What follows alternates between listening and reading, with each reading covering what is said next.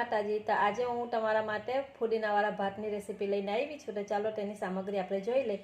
તેના માટે મેં 1.5 વાટકો આવી રીતે ભાટિયા ચોખા લઈ લીધા છે ઝીણા આ રીતના, અને એક ડુંગળીનો ટુકડો, એક ડુંગળી લઈ લીધી છે આ રીતના ઝીણી સુધારીને, અને આદું મરચાં અને લસણ લઈ લીધું છે આ રીતના।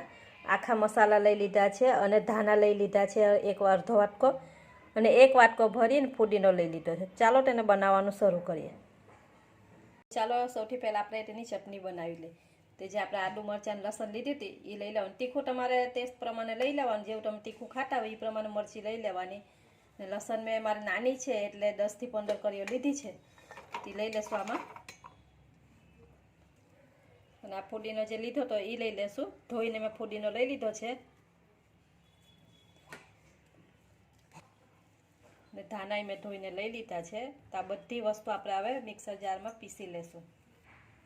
તમે જોઈ શકો છો આ ચટણી મેં પીસી લીધી છે આ રીતના। તો ચાલો તેને બનાવવાનું શરૂ કરીએ આપણે।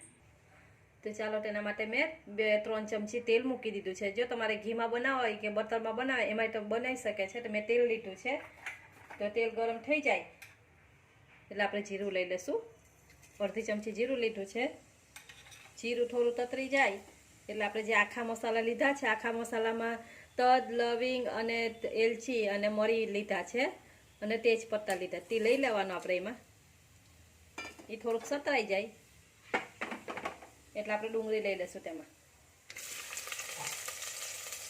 ડુંગળીને આપણે સાતરી લેશું। એને બહુ નથી સાતરવાની, બસ થોડી ગોલ્ડન થાય ત્યાં સુધી સાતરી લેશું આપણે।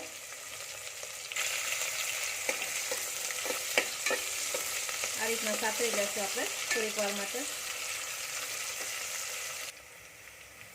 તો આ રીતના આપણે ડુંગળી સાતરવાની છે, બહુ એને બ્રાઉન નથી કરવાની આ રીતના।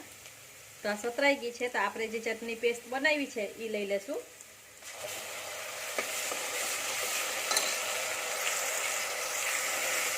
તેમાં આને આપણે થોડીક વાર માટે સાતરી લેશું। આ સતરાઈ જાય એટલે આપણે તેમાં ચોખા લઈ લેશું। તો તમે જોઈ શકો છો આપણે આ સતરાઈ ગઈ છે ચટણી જે આપણે બનાવી હતી પેસ્ટથી। તેમાં અડધી ચમચી ધાણા જીરું, અડધી ચમચી હળદર પાવડર થોડો ઓછો લેવાનો આપણે, આમાં બહુ નથી જરૂર પડતી, અને ટેસ્ટ પ્રમાણે મીઠું। તો ચાલો બધું આપણે આમાં મિક્સ કરી દઈએ। મિક્સ થઈ જાય એટલે આમાં આપણે ચોખા લઈ લેશું। તો આપણે ચોખા લઈ લેશું। ચોખા મેં જે આપણે રેગ્યુલર વાપરીએ છીએ તે જ લીધા છે। જો તમારે આમાં બાસમતી રાઈસ લેવા હોય તો એ લઈ શકો છો, ને તમારે ભાત વધ્યા હોય રાતના ને એનાથી બની શકે છે। બધું આપણે મિક્સ કરી લેશું। તમે જોઈ શકો છો એકદમ સરસ કલર દેખાય છે તેનો। તો આપણે એમાં પાણી લઈ લેશું।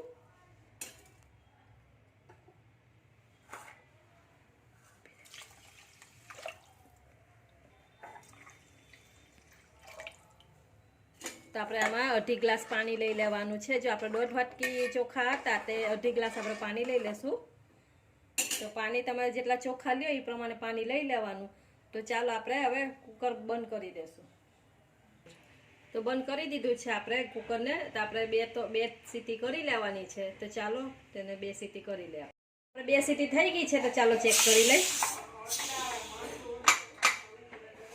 કુકર ધીરું તો ઠંડુ થઈ ગયું છે। તમે જોઈ શકો છો એકદમ સરસ આપણે બનીને તૈયાર થઈ ગઈ છે।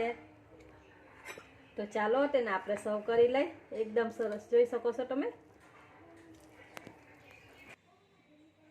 તો તમે જોઈ શકો છો જો આ ફુદીનાવાળા ભાત બનીને તૈયાર થઈ ગયા છે। તો આ રેસીપી તમને કેવી લાગી છે તે મને કોમેન્ટ કરીને જણાવજો। ને આ રેસીપી ગમી હોય તો વિડીયોને લાઈક કરજો અને વધુમાં વધુ શેર કરજો।